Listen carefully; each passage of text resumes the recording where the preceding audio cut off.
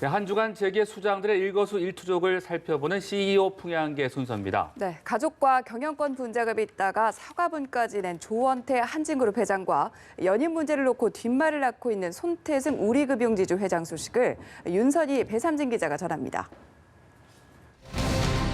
한진그룹 총수 일가의 경영권 분쟁 향방이 새해에도 주목받고 있습니다. 남매의 난에서 모자의 난으로 번진 갈등이 일단 수면 아래로 가라앉는 모습이지만 불씨는 여전히 살아있습니다. 조원태 회장은 누나 조연아 전 대한항공 부사장이 공개적으로 불만을 드러낸 지 이틀 만인 지난해 성탄절에 모친 이명희 정석기업 고문의 집을 찾았습니다. 누나의 반기를 묵인해준 것 아니냐며 모친과 말다툼을 벌였는데 거실 화병이 깨지는 등 소란이 벌어진 것으로 알려졌습니다. 사태가 커지며 비판 여론이 일자 이 고문과 조 회장은 공동 명의로 사과문을 발표했으나 가족 분쟁이 봉합됐다고 보는 이는 없습니다. 한진그룹 지주회사 한진칼 지부는 조 회장과 조 전 부사장이 각각 6.52%와 6.49%로 비슷한 상황에서 모친이 5.31%의 지분으로 캐스팅 보트를 쥐고 있습니다. 대한항공 노동조합은 조 전 부사장의 복귀에 반대하고 나섰습니다. 석 달 후 한진칼 주주총회를 앞두고 1위 국적항공사 경영 주도권 다툼이 다시 수면 위로 올라설 수 있습니다. 손태승 우리금융지주회장 겸 우리은행장이 예고 없이 차기 회장 후보로 추천됐는데 뒷말이 많습니다. 우리금융 임원 후보 추천위원회는 지난해 12월 30일 손 회장을 차기 회장 후보로 단독 추천하기로 했다고 발표했습니다. 하지만 그동안 우리금융이 차기 수장을 선정하기 전에 지원자 명단을 공개해왔던 전례와 달리 전격적인 발표라는 점에서 의아하다는 반응이 적지 않습니다. 더구나 금융당국이 해외 금리 연계 파생 결합 펀드 DLF 관련 제재심의위원회를 앞두고 우리은행장인 손 회장에게 중징계를 사전 통보한 지 얼마 안 된 터라 더욱 의구심을 낳고 있습니다.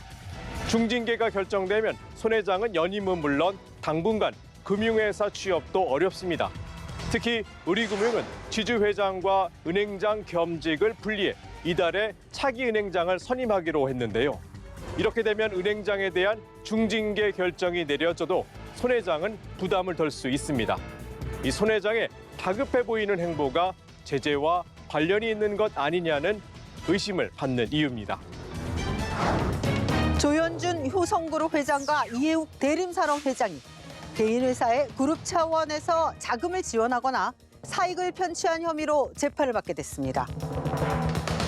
서울중앙지검은 지난해 말 조 회장과 이 회장을 각각 공정거래법 위반 혐의로 불구속 기소했습니다. 조 회장은 사실상 개인 회사가 경영난으로 퇴출 위기에 처하자 그룹 차원에서 지원 방안을 기획해 부당하게 자금을 지원한 혐의입니다. 이 회장은 또 그룹 호텔 브랜드 상표권을 자신과 아들이 소유한 회사에 넘겨 중간에서 브랜드 수수료를 챙겼습니다. 10년간 받기로 한 브랜드 수수료는 253억 원에 이릅니다. 오너이자 경영자가 그룹 계열사들의 이른바 빨대를 꽂아 개인 주머니로 옮기는 행위는 근절돼야 할 행태 중 하나입니다. KT 차기 회장 후보에 30여 년간 KT에서만 근무한 구현모 회장이 낙점됐습니다. KT에서 내부 인사가 최고 경영자에 오르는 건 12년 만의 일입니다.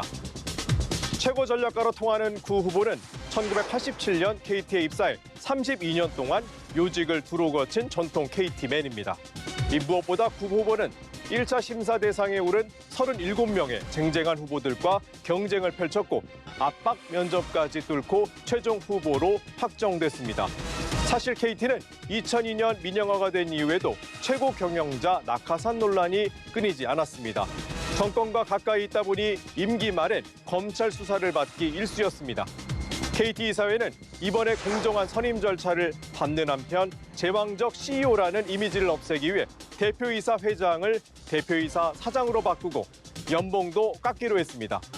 구 후보가 취임하면 눈치 볼 일이 없이 소신 있는 경영을 통해 통신 공용 KT 조직을 쇄신하고 새바람을 넣는 중대한 과제부터 풀어야 합니다. 쥐는 풍요와 다산, 근면 지혜의 상징으로 여겨져 재물복이 있다는 속설이 있습니다.